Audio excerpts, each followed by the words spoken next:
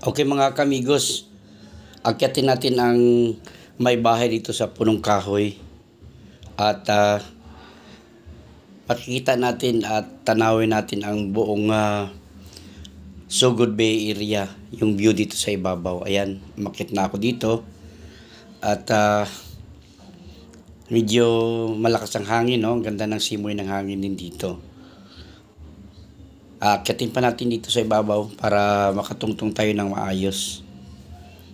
Yan, medyo mabigat din ang katawan ko, no, dahil ayan. So ayan, forma na ako. At ayan, talagang kitang-kita ang kagandahan ng lugar.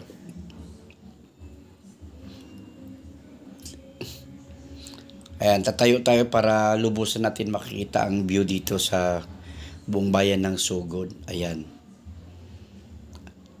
Yan ang asawa ko, kasamahan ko, naglalakad kami papatungo dito. So yan, kitang-kita ko kagandahan ng view. So pagkatapos yan, bababa na ako at talagang kung sino'y gusto yung pumunta dito, umakyat, libre naman, walang bayad ang pag-akyat dyan sa bahay dyan sa puno ng kahoy. So yan lang, no, experience natin habang tumungo tayo sa isang bukere na makikita ang kabuuan ng view dito sa bayan ng Sugod Bay area.